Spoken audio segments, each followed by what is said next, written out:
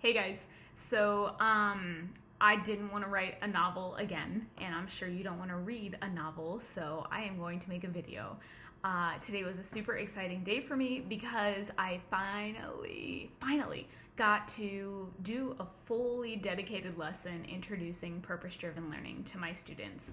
And it's something that I've been wanting to do and actually dedicate an entire day to. And I've been using the language and I have my bulletin board up and I've hinted at it, but I haven't actually dedicated a day and a lesson to it until today. So I have a lot of stories to share. I was really happy with how the lesson turned out and how the pacing went. I did it with middle schoolers, 6th, 7th, and 8th grade, and I thought it went really well. So I wanted to share. I wanted to give you guys some ideas, hopefully. If you want my slideshow that I used, I also included that in here. So hopefully it helps. Before I start rolling, I want to obviously give credit where credit is due. So all of the things that I did today, I really did not come up with most of these ideas on my own. There were a lot of people that were posting things in Teacher's Table on the Facebook page that I was just like, ooh, I'm gonna snag that and I'm gonna modify that. So I know I took some ideas from Maggie Martin. She had a really great presentation that she posted of ideas for PDL. I know I borrowed some ideas from Carrie Elledge, who also had a presentation that she did, I think with her seniors, on PDL. So thank you guys for posting those because they inspired some really great ideas. Obviously to Adam, thank you for all of your enthusiasm and all of your excitement that you've been sharing with us. And I've really enjoyed going through and reading your comments and kind of seeing what your feedback is. So let's get started. I basically set up my classroom for a series of how to introduce this. So before the kids even came into the room, I told them, I said, hey guys, things are gonna look a little different in there today. Things are gonna feel a little different. They're gonna be a little different. And they're like, all right. And what I had done is I actually had a piece of paper on the ground. It was bright yellow and it was taped in a weird way. So it was very noticeable that there was a paper there. And on it, I think I wrote, if you are reading this, go over to Miss Gray and tell her the secret phrase is unlock PDL. And so I was trying to see how many of my students would spark that curiosity skill and notice that there's a paper on the ground, be like, there's a paper on the ground. Or maybe notice other people were looking at the paper and go over to the paper and see what it said. And then I was seeing if they would actually follow through with coming over and telling me the secret phrase. Some of them did. Most of them didn't, but that's okay. I also had all of the chairs in my classroom in a disarray.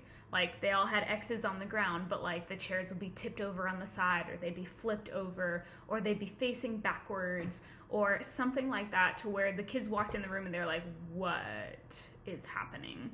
And all I said was, please take your chair, please take your seat, and we're gonna start class soon. And some of them would just they just went and sat on the ground because they didn't know what to do.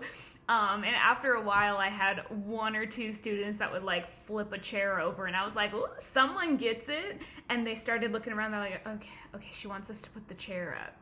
Got it." And so that was really cool. And they finally sat down, and we all, started class. And they're like, "Ms. Gray, what are you doing? Something's going on." I was like, "Yes, something's going on." Cool. And I said, okay, we're going to do a bunch of activities today to practice these skills, and we're going to have a discussion about it. And so the first thing that we did was we did an activity using whiteboard.fi. And so I had it all set up, and they got to get on their laptops, and it was a blank whiteboard, and I had a slide with a video. It was 2 minutes of epic background music or something I found on YouTube. I was like, okay guys, here's the deal. You have 2 minutes to do whatever you would like on this whiteboard. It's your choice. You get to make that decision. And I said at the end, I put it up on the board so they could see that I could see all of their whiteboards. And I said at the end, let's see what we come up with. And so I started the music and I said, all right, go. And some of them started kind of writing some things, some of them did squiggly lines, some of them actually did a picture, and that was really cool. And so we finished the 2 minutes, and I put all the whiteboards up, and I showed them. I was like, all right, here are what your designs look like. And they all looked and they were like, oh, that's so cool, whatever. And I put it back to my slideshow, and I said, okay, what skill out of these 10 did we just practice? And they were like, creativity. I was like, very good. That one was easy. All right, it gets harder from here. And so after we talked about creativity, we went over the definition and we went over the I can and I will for creativity. I popped over to initiative and curiosity because those were skills that they had practiced at the beginning of class, but they didn't know they practiced it. So we went over the definition of initiative and the I can and I will. And I said, guys, what activity did we do today that practiced initiative? And at first they were very confused. I said, at the very, very beginning of class today, we practiced initiative. And they're like, the chairs? I'm like, yes, the chairs! And so we had a little discussion about that. You took the initiative to put your chair in the correct spot. And we talked about curiosity, went over the definition, I can, I will. And I said, not everybody practiced this skill today. I said, only a few of you really, truly practiced the curiosity skill. And I even went as far as to list off the students who actually followed through and came to me and told me what the secret phrase was. And, a lot of the students were like, I don't understand what you're talking about. And so I went and stood on the paper and I looked at them and I looked at the paper. And I looked at them and I looked at the paper. And they're like, there's a paper on the ground. Like, there's a paper on the ground. What is on the paper? And, it was kind of interesting to watch them because they, you could see their brains kind of turning, but they didn't totally understand what I was trying to get out of them. And so, I was like, only a few of you really practice curiosity because you actually went over to the paper and read it. And not only did you read it, but you followed through because it said to come and tell me something, right? And I know a bunch of you came up to me and you're like, unlock PDL? Looking at me like, I know you want me to tell you this, but I don't know what it means. So that was pretty cool. After we had a discussion about that, we moved on to the next activity, which was inspired by Mr. Matera, and it is helium stick. I know I saw this on one of his YouTube videos. And so if you have not done helium stick with middle schoolers, I highly, highly recommend it because it is hilarious. They do not understand what is happening at all. They just sit there and they're like, why is it going up? Why? And they start spinning in circles. Oh, it was so entertaining. But working on the helium stick game, after we finished it and after they finally got the yardstick to the ground, I pulled up the 10 keys again and I said, all right, here are 10 skills that we possibly worked on during this activity. What do you think were the skills that we practiced? And of course, they went with the easy ones. They were like, okay, focus. Yeah, we had to focus to make it happen. We had to put forth effort to make it happen. I said, yes, these are all true. I said, but I was specifically focusing on 2 skills. There were 2 skills that I was highlighting with this activity specifically. And they eventually got to the agreement that dependability was one of the skills because obviously they're working as a team, so they have to depend on each other. And also resilience, because for a majority of those middle school kids, understanding how to make that stick move down, wow, that was tough for them. And you could even see it on their faces. You can tell they were getting frustrated and they were trying to make sure that they weren't blaming each other, but also they didn't know how to handle the fact that they were doing their part and it was still moving up. And so we talked about resilience. We went through both dependability and resilience, the definitions and the I can and I will. And we talked about that. After we went through that, we did another activity. Can you see how I layered it so where, we would practice and then discuss and then practice and discuss. And each activity that I did, I tried to pair with some of the skills. Most of the time I could try and get 2 in. Sometimes I only got 1. The next activity we did was called Stand Up, Sit Down. And I just ran it as a quick slideshow where they had to stand up if the statement on the board applied to them. If the statement did not apply to them, they stayed sitting down. And I said, look around the room, like pay attention to who is standing up during what, and maybe figuring out if you have something in common with somebody else in this classroom.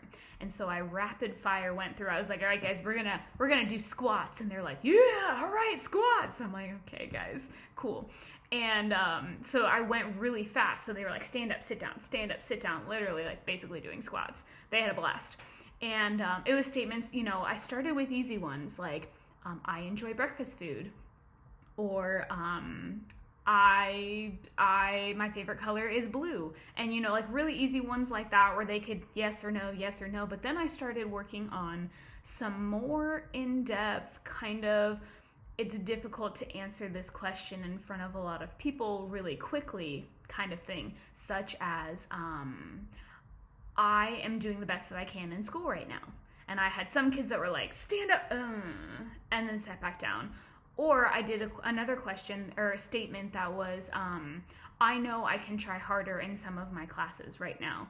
And, you could see them looking around like, and then they would stand up, right? And so the idea behind this was I was focusing on confidence, because some of those statements that I had were kind of challenging to admit to.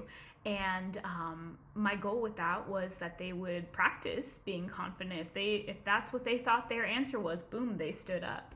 And they actually came to that conclusion too, which was really exciting in our discussion that we had.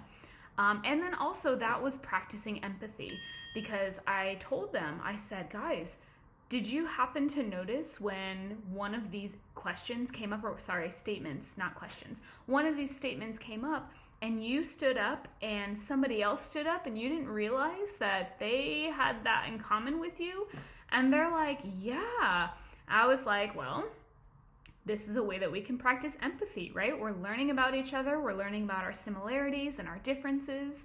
And so that was really cool. And that was the last activity that we got to do. The rest of the 10 keys we discussed. We looked at the definition and the I can and I will statements, and then we kind of related it to activities that we have been doing in our class. So for example, I put enthusiasm and focus together, and I said, okay guys, what activity have we been doing in class that would pair enthusiasm and focus? And I do this really fun game with them. It's basically a face-off on counting rhythms, and I put rhythms on the board and I play a metronome on the loudspeaker, and they have to stand next to another person and like they have to say the rhythm together. And if one of them messes up, they're out, and we put a new one up. If they both say it correctly, we speed the tempo up. And so that was an activity that practiced enthusiasm and focus and confidence. And that was one of the things that I told them. I was like, guys, these are all a giant web. Like, we can practice all of these things in many activities. And I think they started to pick up on that. And it was just, it was really fun. The pacing worked really well for middle schoolers. The conversations were really awesome. I had a really great time. I hope they had a really great time. I feel like most of my classes, it really clicked with. I think I had maybe one or two classes where they were like, all right, we're with you, but we're not with you. Like, you could see that in their face. And then the last thing that I wanted to mention was how I closed the activity. So in my classroom, I have a poster of, it's from the Iron Giant. I'll try and put it on here, but it says, you are who you choose to be. And that is something that I say all the time in my classroom. That is one of my favorite movies. It is one of my favorite quotes. And so I put that up on the board and I said, all right, you can start practicing these skills now.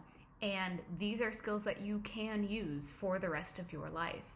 And we just started talking about, how moving forward, we can use these skills to help us during class. And again, I brought back to the point, you are who you choose to be. So choose to go through school and choose to go through life with a purpose.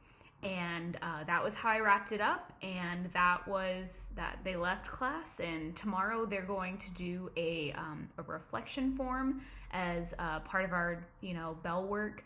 And we're gonna kind of review it, and then they're going to take some time and do some self-reflection on that.